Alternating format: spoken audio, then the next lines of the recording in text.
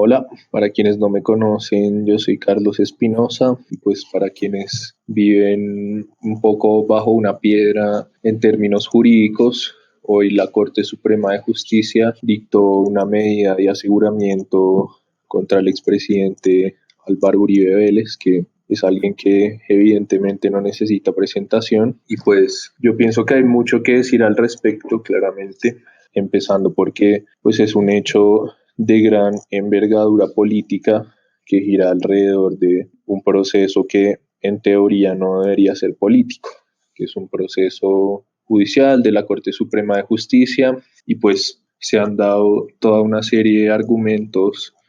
desde lo político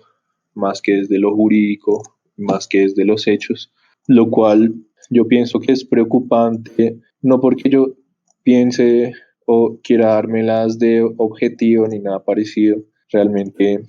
creo que nadie es totalmente objetivo, todos tenemos posiciones y esto es un hecho particular que alrededor del cual se tejen posiciones muy radicales y se crean argumentos, por un lado, de una parte que está en radical oposición a Uribe, que si se quiere, yo me podría considerar de esa parte. Quienes me conocen saben que yo tengo unas ideologías políticas muy claras y por otra parte, las personas que apoyan vehementemente a Álvaro Uribe por lo que él representa y demás. Y yo quiero hacer referencia a un argumento particular que se esboza mucho desde la parte de quienes apoyan a Álvaro Uribe, que a pesar de no ser claramente un argumento jurídico, ni ser un argumento desde los hechos, sino ser un argumento que apela directamente a las emociones, creo que merece un poco la pena hablar de él, ¿no? Y es esta narrativa de que el héroe del país, Álvaro Uribe, el gran colombiano, está siendo encarcelado mientras que los criminales de las FARC están siendo ensalzados y están en el gobierno. Evidentemente ese es un argumento que yo no comparto, pero que tiene mucha fuerza en el sentido emocional, porque claramente las personas que apoyan a Uribe, pues lo apoyan casi que de forma incondicional, ¿no? Y pues yo pienso que esto tiene origen en el hecho de que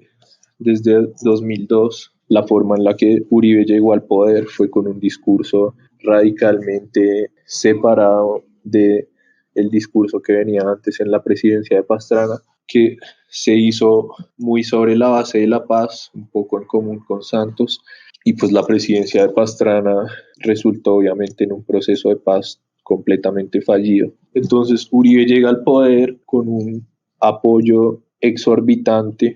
pues yo no tengo la cifra exacta, pero creo que para ese entonces el apoyo a Álvaro Uribe era entre un 80 y 90% más o menos, que se vio reflejado en una suerte de unanimidad política dentro de las distintas ramas del poder, dentro del poder legislativo. Uribe tuvo el dominio del Senado, de la Cámara y en alguna medida también en el Poder Judicial. Entonces, esa suerte de unanimidad política de la que ha gozado toda la corriente política de Álvaro Uribe, al verse un poco fraguada en los últimos años, dado que han habido reformas institucionales, la oposición hoy en día tiene más fuerza que nunca, en parte gracias a reformas institucionales, la separación en las ramas del poder ha sido más marcada. Eso ha resultado en una suerte de reacción por parte de la fuerza del uribismo que hasta el momento había gozado de una cierta unanimidad. Y esa suerte de reacción se refleja en argumentos que van por la línea de que hay una conspiración contra Álvaro Uribe, de que es una persecución política por parte de las cortes. Y pues bueno, si efectivamente hay unos sesgos en la rama judicial, si efectivamente los magistrados están actuando maliciosamente o políticamente en contra de Uribe, pues señalar dónde están esas actuaciones malintencionadas, señalar específicamente con nombre propio dónde están las conspiraciones, dónde están los nexos. Entonces, eso por una parte.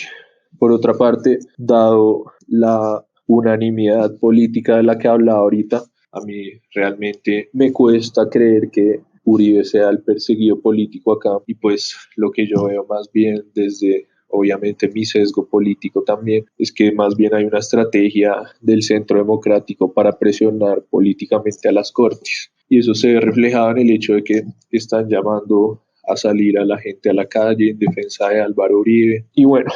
volviendo un poco al argumento de que los criminales están ensalzados en el Congreso, mientras que el héroe y mesías del país está acusado y con medida de aseguramiento, yo creo que ahí hay que ver unos hechos concretos, y es en primer lugar el hecho concreto que ya conocemos de que los miembros de la guerrilla de las FARC se sometieron a un proceso de paz. Más allá de que estemos de acuerdo o no, el proceso de paz se hizo sobre la base de que una justicia punitiva no hubiera permitido ningún tipo de negociación, dado que había unas diferencias de posiciones políticas en juego. Entonces, la justicia punitiva se reemplazó por una justicia con enfoque en verdad y en restauración de las víctimas. Yo, incluso como ferviente apoyador del proceso de paz, me puedo dar cuenta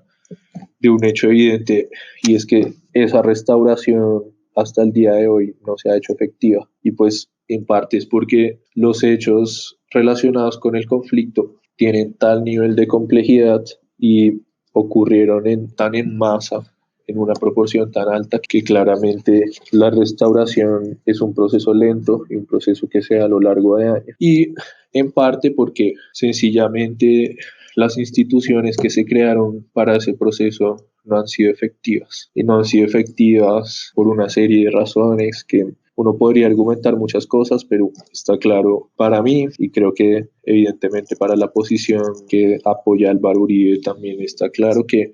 no han sido tan efectivas como debía ser. Entonces, eso ha resultado en que la guerrilla, como había sido acordado, tuviera unas curules en el Congreso sin que se hubiera dado de manera efectiva ese proceso de restauración de las víctimas y de verdad. ¿Y eso a qué viene? A que Álvaro Uribe no se sometió a ese proceso de restauración de las víctimas, a pesar de que los hechos por los que se le está acusando, que hasta que no falle la corte no podremos decir si son reales o no, ocurrieron en el marco del conflicto y estuvieron directamente relacionados con el conflicto. Pero al no haberse sometido a Álvaro Uribe a los procesos, a las instituciones del proceso de paz, que en este caso obviamente es la JEP, no puede recibir esa justicia diferenciada que ya no es punitiva, sino basada en la restauración y en la verdad.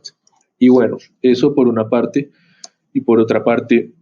hay que tener en cuenta que la medida de aseguramiento que toma la Corte en este momento no hace referencia directamente a los hechos por los que se acusó inicialmente a Álvaro Uribe, que eran hechos supuestos que tenían que ver con nexos de Uribe con el paramilitarismo, con el narcotráfico y demás. Bueno, eso cada quien lo puede mirar. Sino que la medida de aseguramiento se dictó a raíz de un caso de manipulación de testigos, que en el caso del abogado Cadena de Álvaro Uribe, que incurrió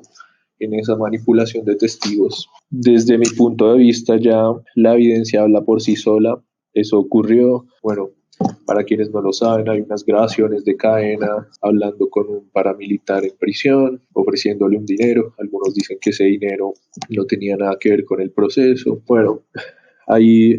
tendría que ver el cómo defenderse, pero yo no veo eso muy creíble. Y dado que el abogado de Uribe Cadena estaba envuelto en esa manipulación de testigos supuesta, pues Uribe, al ser su defendido, obviamente se ve relacionado también, y por eso la medida de aseguramiento. Ahora, hay quienes argumentan que no habría que tomar la medida de aseguramiento, dado que la medida de aseguramiento es una medida que se toma cuando existe un riesgo de que el acusado torpee el proceso, o de que escape, o de que represente algún peligro por la sociedad. Entonces dicen, no se debió tomar la medida de aseguramiento porque Uribe ha comparecido ante la justicia siempre que se le ha llamado y demás, y dado que su historial es el de comparecencia, no hay razones para creer que se va a torpear el proceso. Pero ¿qué es lo que pasa acá? Que la razón justamente por la que se le está acusando es porque es un caso relacionado con manipulación de testigos supuesta, y la manipulación de testigos en sí misma representa una forma de torpedear un proceso. Entonces, con base en ese criterio, la Corte decidió tomar medida de aseguramiento. Entonces, ¿todo eso a qué viene? a que el proceso está plagado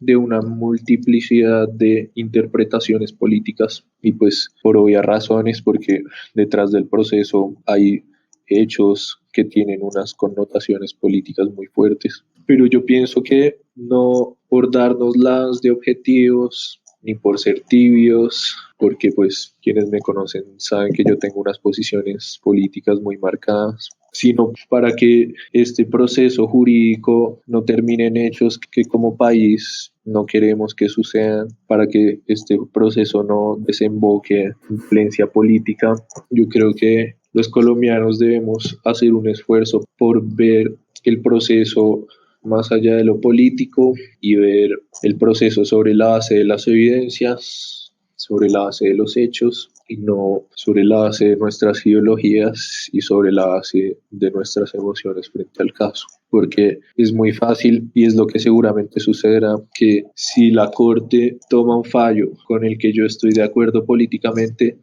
yo diga, no, si es que la Corte actuó de manera imparcial y justa, y si no toma un fallo con el que yo esté de acuerdo políticamente, yo diga, no, es que hay una conspiración, es que todo es el resultado de la presión política, y el problema es que ese tipo de posiciones inevitablemente conducen a un antagonismo radical que yo creo que es de alguna manera lo que debemos evitar en este momento, porque eso se presta no solamente para oportunismos políticos y desde cualquier ideología, sino también para una exacerbación de la violencia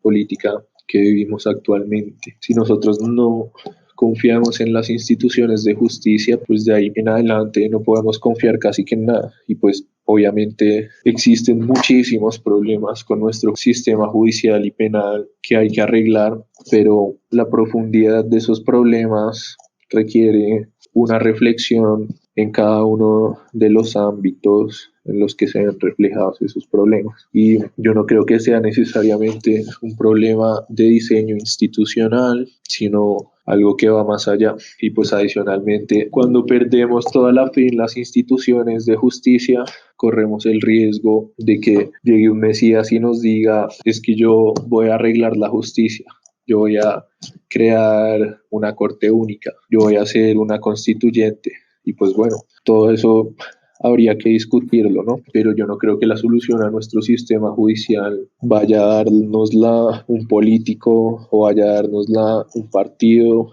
o ni siquiera que vaya a ser el resultado de unas reformas de ingeniería institucional, sino que creo que hay problemas mucho más de fondo y para saber identificarlos y por lo tanto para saber resolverlos hay que ir casi que caso por caso. Entonces, bueno, espero que no se haya prolongado demasiado, que haya dicho algo valioso y bueno, ahí llegamos.